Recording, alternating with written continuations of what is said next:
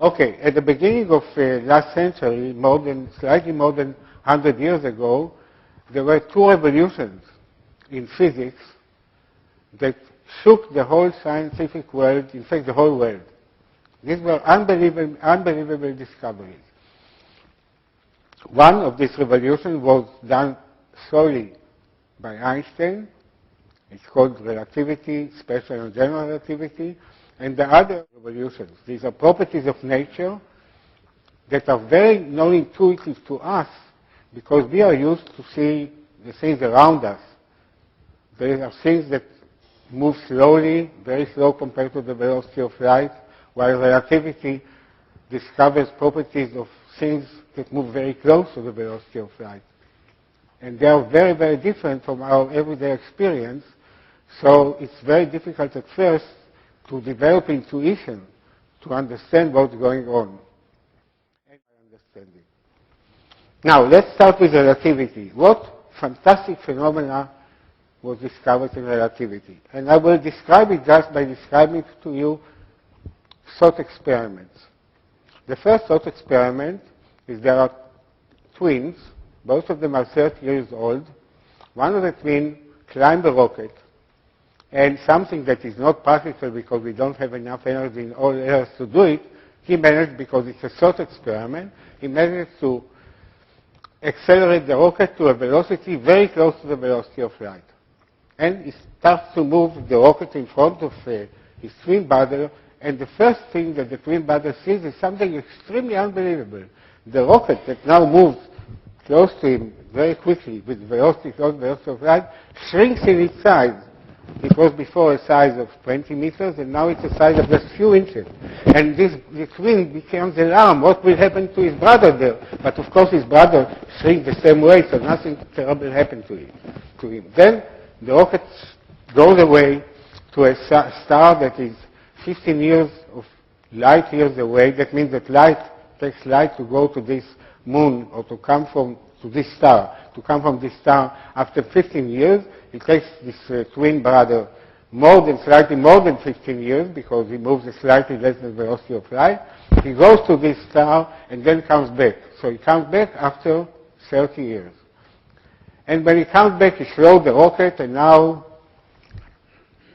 things are happy because he comes back to his regular size. Nothing terrible happened to him. He comes out of the rocket, and he's the same age that he left, just 30 years old, maybe a few minutes older. But the brother that he left behind is now 60 years old.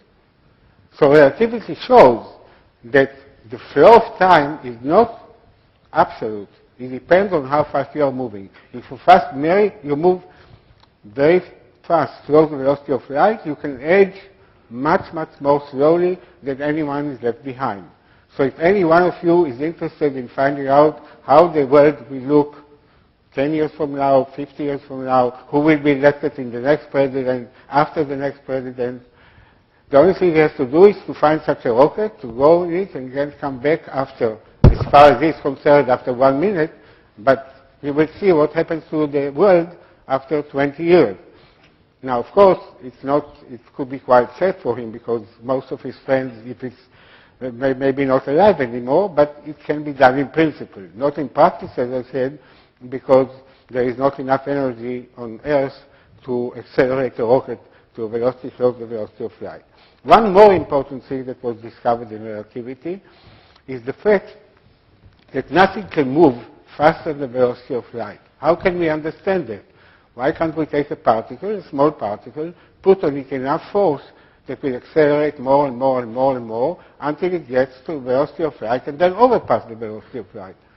The answer is that when you accelerate this particle and you make its velocity closer and closer to the velocity of light, something very strange happens. The mass of the particle, how much it weighs, becomes bigger and bigger, so that when it becomes close to the velocity of light, the mass is so big that no force can accelerate it more, and it can never pass the velocity of light. That shows, by the way, another important feature of relativity, and that's the equivalent between mass and energy.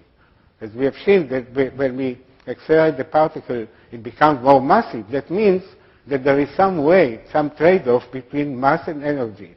And one of the most famous formulas in physics, and probably the formula that every non-physicist heard about, is this famous formula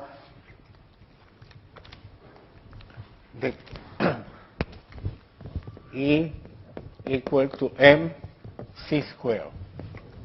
Now, c squared is a huge number. That means that if you take just one little gram, a very small amount of mass, and you convert it into energy, you can use the electricity to come out of it it will be enough for all of California for a year. So the thing that energy, that mass can be converted to energy, is responsible for the fact that we are all alive.